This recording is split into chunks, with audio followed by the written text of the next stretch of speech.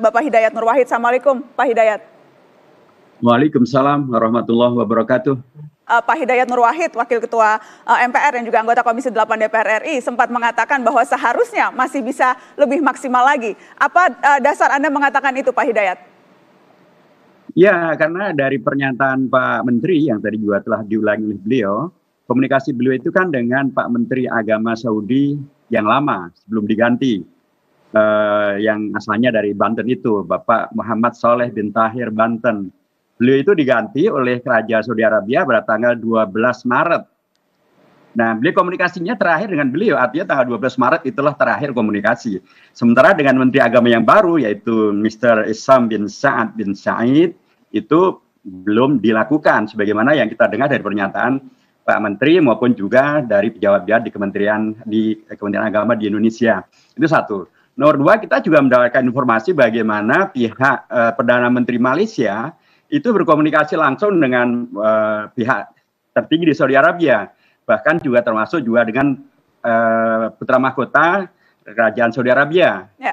Itu adalah satu fakta yang juga penting untuk kita jadikan sebagai katakanlah semacam rujukan ya, bagaimana sebuah diplomasi tingkat tertinggi bisa dilakukan. Jadi karenanya saya usulkan semenjak Saudi Arabia pada tanggal 20 Mei menyampaikan informasi bahwa Saudi Arabia akan membuka kesempatan bagi haji tahun ini lebih baik daripada tahun yang lalu. Tahun yang lalu haji itu hanya diperuntukkan bagi jemaah dari dalam negeri Saudi, jumlahnya 15.000 orang. Pak tahun Hidayat, ini Saudi Arabia, ya. Pak Hidayat, tapi tahun ini.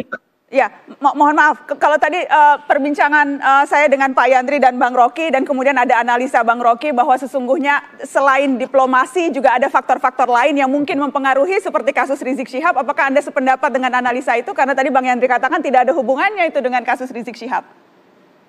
Ya baik, saya ingin lagi sedikit ya. Jadi harusnya masih ada waktu ya untuk bisa dilakukan komunikasi tingkat lebih tinggi lagi.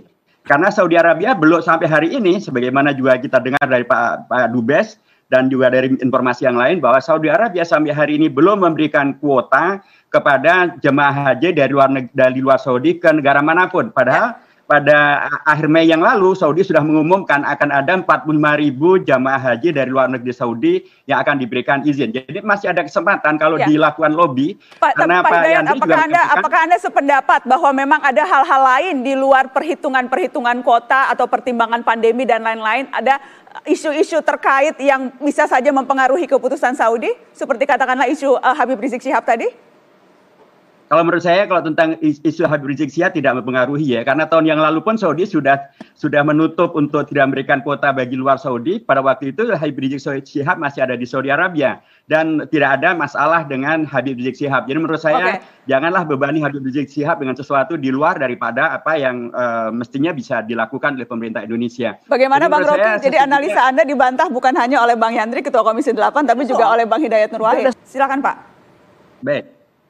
Sekarang kita berada di era informasi publik ya, dan publik banyak yang mempertanyakan tentang hal ini, bahkan di tweet menjadi trending topik. Kita juga tahu bahwa BPKH sudah mendapatkan 2 kali kualifikasi wajar tanpa pengecualian dari BPK. Itu menandakan tentang pengelolaan keuangan di BPKH yang dalam tanda kutip bersih lah begitu ya.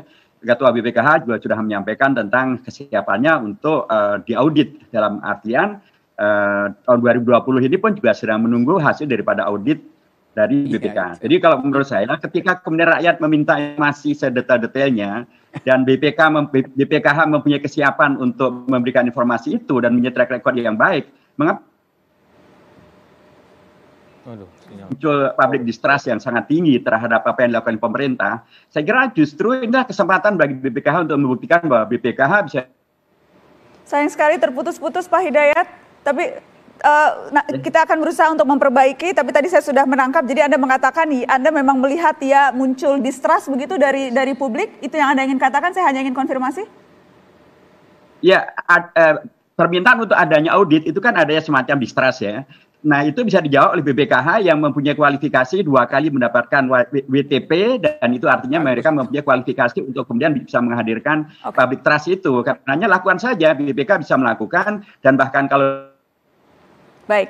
Pak Hidayat Nur Wahid, Anda percaya atau tidak Pak Hidayat? Saya ingin dilempar ke Anda karena Anda anggota DPR tapi juga oposisi, jadi saya menunggu. Anda percaya atau tidak? Saya percaya selama pemerintah Saudi belum menyampaikan keputusan terakhirnya, maka artinya masih ada peluang untuk melakukan lobby agar Indonesia dimungkinkan mengirimkan jemaahnya sekalipun dengan skenario yang dilakukan di DPR. Ini penting saya sampaikan. Sayang sekali sinyalnya terputus-putus Pak Hidayat Nur Wahid. Minimal 5%. 5% itu bisa dikerjakan. Kota. Mungkin kan silahkan dilakukan dan lobby kota. Baik.